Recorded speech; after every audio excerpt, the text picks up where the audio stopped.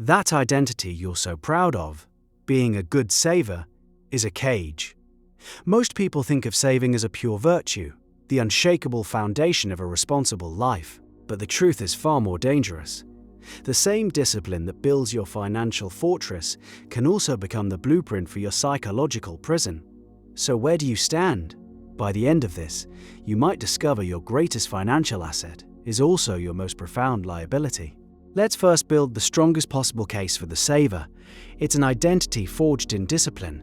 It's the quiet triumph of the future self over the impulsive present. Every dollar set aside is a vote for sovereignty, a declaration that you will be the master of your circumstances, a ship with a deep keel, ready for any storm. This is the bedrock of financial freedom. A person who diligently saves for 10 years builds a life with more dimensions. They can absorb a sudden job loss with calm. They can seize a business opportunity that others can only dream of. They can walk away from a toxic environment because their security comes from their balance sheet, from their own prudence. Their choices are their own. This creates a profound sense of agency in a world that often feels random and chaotic. The rising number in a savings account becomes a tangible score. It's a measure of your foresight, your control, your refusal to be a victim of fate. In a society that pushes instant gratification at every turn, the saver is a quiet rebel. They are playing a longer, smarter game. They understand that true wealth is the option to say no, the power to wait, the ability to move without desperation. It's about building a life that is fundamentally more resilient. Financial shocks that would shatter another person's world become mere turbulence. That stability, that peace of mind, is the superpower of the saver. It sounds like an airtight case for building a financial fortress, but a fortress serves one purpose: defense. And you can get so good at defending the walls that you forget what you are trying to protect inside them. Here is where the architecture of the fortress becomes the blueprint for the prison. The identity begins to shift. Saving evolves from a means to an end into the end itself. The goal is to save. The action of hoarding reinforces the identity of being a saver, and that identity in turn demands more hoarding. It's a perfect, closed loop. Suddenly, deploying the money for its intended purpose feels like a betrayal, a personal failure. It's a violation of your very identity. We've all seen the symptoms. The millionaire who feels a spike of anxiety buying a premium coffee. The person who could afford to pay cash for a home renovation but takes on debt to avoid the psychological pain of seeing their account balance dip. This is the saver's paralysis. They have accumulated immense power, but the act of using it feels forbidden. Imagine a dragon spending centuries piling up a mountain of gold. It guards the treasure fiercely, polishing each coin. But it never spends a single piece. It derives its entire sense of self from the hoard. The size of the pile is the only metric that matters. The gold has no purpose beyond being counted. The saver can become this dragon. The money is for the money's sake. It becomes a security blanket, and the thought of making that blanket even one thread smaller, for any reason, is intolerable. Life becomes a game of accumulation, a permanent state of defense, played until the clock runs out. But critics of this view would say that's a caricature. They'd argue this so-called paralysis is just rational risk management. The world is deeply uncertain. A bigger buffer is always better, isn't it? The cautious saver is simply being logical. They have a longer memory than most. They remember the stories from their parents about lean times. They saw what the 2008 financial crisis did to people who were leveraged and unprepared. They watched as the pandemic erased entire industries overnight. These black swan events are the final exam of life, and they viciously punish the unprepared. They richly reward the cautious.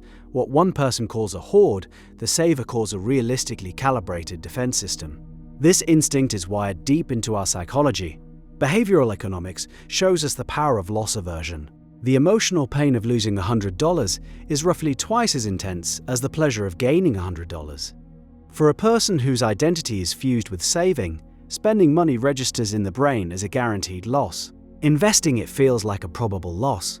Hoarding it in a savings account feels like the only way to avoid loss. It is a biological imperative to protect what you have. This is a convincing defense. And it has a fundamental catastrophic flaw. The goalposts for enough are constantly in motion. What begins as a desire for a 3-month emergency fund becomes a need for 6 months, then a year, then it's a specific number. $100,000.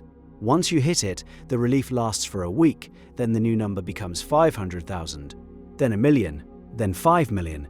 The feeling of security, the very thing the entire enterprise was meant to deliver, never actually arrives. Why? Because the saver identity is rooted in the anxiety of not having enough. The anxiety is the engine. Without it, the identity collapses.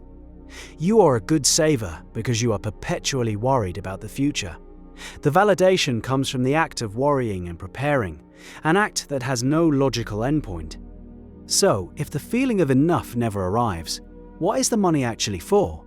Proponents of deploying capital argue that the saver is miscalculating the biggest risk of all. They have correctly identified and mitigated financial risk. They have completely ignored existential risk, the risk of dying with a spectacular bank account and a list of crushing regrets, the risk of a life unlived, the risk of discovering, far too late, that the point of the game was to spend the tokens. Imagine a man who works his entire life saving diligently. He denies himself travel, hobbies and experiences, always promising he'll do it all later, in retirement. He pictures himself on a beach in Thailand, or learning to sail, or finally writing that novel. He hits his number at 65. He's free. 2 months later, a diagnosis arrives. His health fails. The window of opportunity, the one he spent 40 years earning the right to open, slams shut. The money sits in the account. It cannot buy back his health. It cannot buy back the years. It cannot purchase a single memory he failed to create. This is the true cost. Money is a tool. It is stored time. It is condensed energy. A saver who never deploys it is like a carpenter who spends a lifetime acquiring the finest tools, polishing the hammers and sharpening the saws, but never actually builds a house. The workshop is immaculate, the potential is infinite, and nothing gets built. The math is brutal. A person at age 20 has, on average, a little over 20,000 days left. At 40, it's fewer than 15,000. At 60, it's under 8,000. Every single day spent in pure defense mode, guarding the hoard instead of deploying a portion of it, is a day that is permanently deleted from the calendar. The money might be recoverable. The time is gone. Forever. That's a powerful emotional argument, but let's be clinical for a moment. Is there a practical middle ground? A way to get the security of saving without the paralysis of the saver identity? The solution may lie in a psychological reframing. It requires separating the behavior from the identity and giving every dollar a specific job. The mental shift is from "I am a saver" to "I execute a saving strategy for specific goals."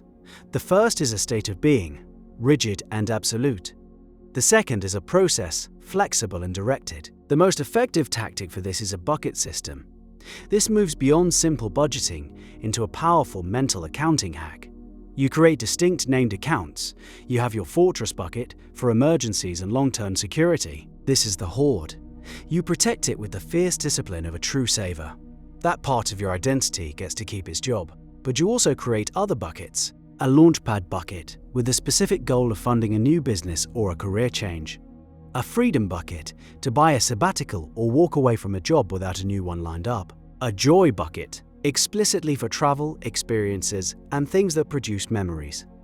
By naming the money, you assign it a destiny. You give it a purpose beyond just sitting there. When you spend $5,000 from the joy bucket on a trip, it doesn't trigger the pain of loss. Your brain processes it as a success. You are fulfilling that bucket's mission.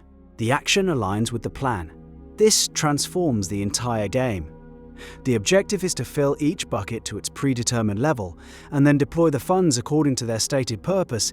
You shift from being a passive defender of a pile of gold to an active commander of your resources.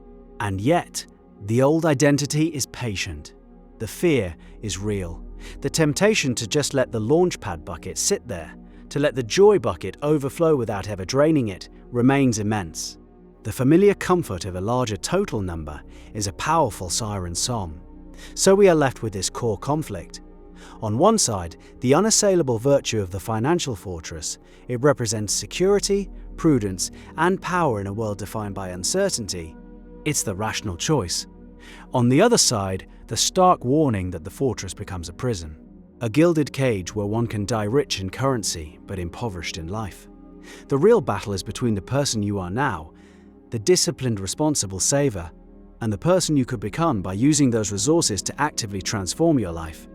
Spending the money, even for a good reason, requires a small death of the old identity. It demands you stop being the person who has the money and start becoming the person who uses the money. That shift is terrifying. So what do you think? Where do you draw the line? At what point does a prudent financial strategy become a psychological trap? At what point does the shield you built to protect your life start preventing you from actually living it?